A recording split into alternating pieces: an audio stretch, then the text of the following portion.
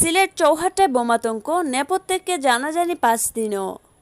বোমাতঙ্ক চড়ানোর কি উদ্দেশ্য ছিল, নাকি ভুলবশত গ্রাইন্ডিং মেশিনটা রাখা হয়েছিল মোটরসাইকেলে? কে বা কারা রেখেছিলেন? এমন সব প্রশ্নের উত্তর এখন খুঁজছে সিলেট মহানগর পুলিশ। তবে নগরীর চৌহাট্টা পয়েন্টে বোমাতঙ্কের নেপথ্যে কে বা কারা আছে তা জানা যায়নি 5 দিনেও।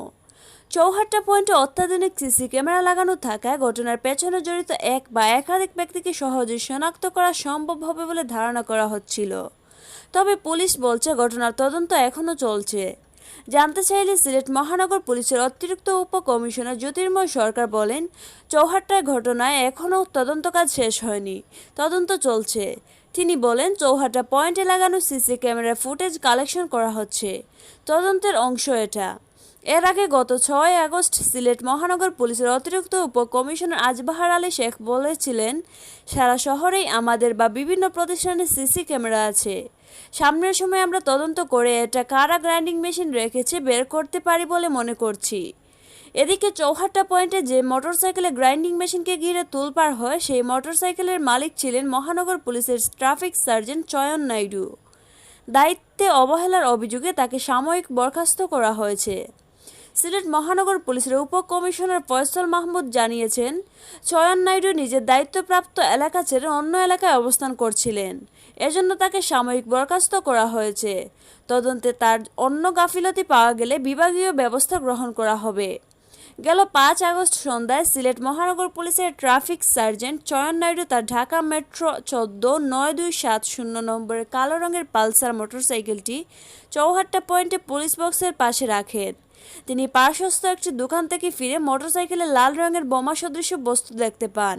বিষয়টি তিনি জানান ঊর্ধ্বতন কর্তৃপক্ষকে। ঊর্ধ্বতন কর্তৃপক্ষের নির্দেশে পুলিশের ক্রাইসিস রেসপন্স টিম ঘটনাস্থলে গিয়ে মোটরসাইকেলকে ঘিরে ফেলে। বন্ধ করে দেওয়া হয় চৌহাট্টা জিন্দাবাজার সড়ক। মুহূর্তেই চৌহাট্টা পয়েন্টে মোটরসাইকেলে বোমা রাখা হয়েছে বলে গুঞ্জন ও আতঙ্ক ছড়িয়ে পড়ে। ঘটনাস্থলে আসে র্যাব 9-এর একটি টিমও। সিলেট মহানগর পুলিশের বোমা নিষ্ক্রিয়করণ ইউনিট না থাকায় খবর পাঠানো হয় ঢাকায়।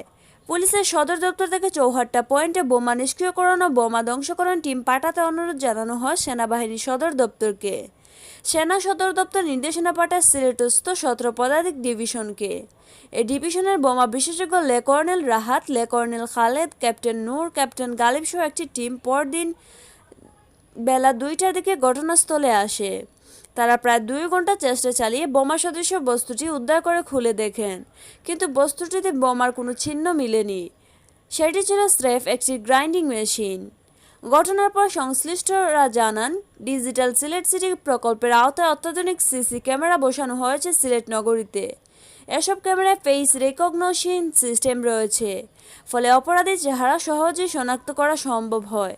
রাতেও এসব ক্যামেরা নাইট ভিশন প্রযুক্তিতে সমানভাবে কাজ করতে সক্ষম। এই সিসি ক্যামেরা আছে চৌহাট্টা পয়েন্টও, ফলে গ্রাইন্ডিং মেশিন কে বা কারা মোটরসাইকেলে রেখেছে তা এসব সিসি ক্যামেরা ধরা পড়ার কথা।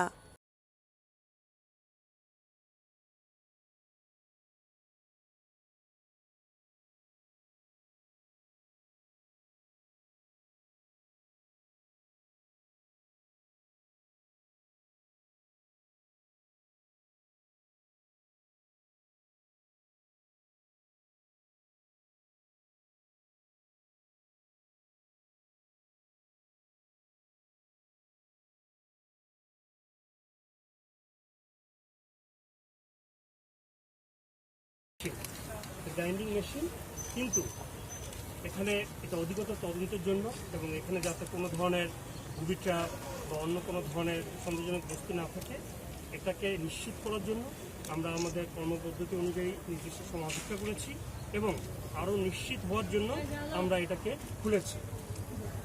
এটা আসলেই একটা গ্রাইন্ডিং মেশিন, হয়তোবা ভুলবশত অথবা হতে পারে যেহেতু এটা পুলিশ সদস্যের গাড়ি, হয়তো কেউ পুলিশ সদস্যের গাড়িতে এটা রেখে একটা আতঙ্ক সৃষ্টির উদ্দেশ্য হতে পারে। এটা হয়তো বা কনফার্মভাবে বলা যাবে না, এটা হতে পারে।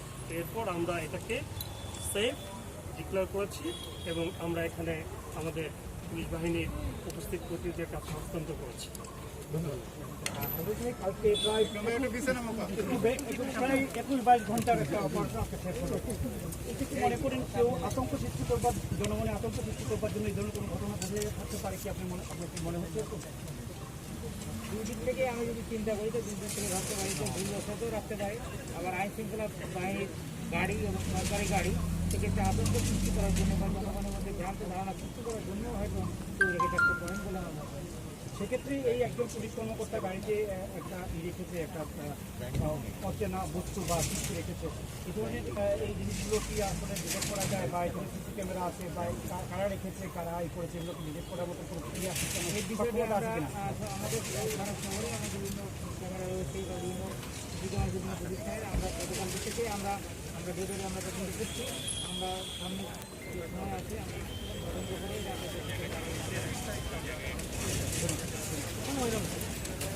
পিছাও পিছাও। আপনার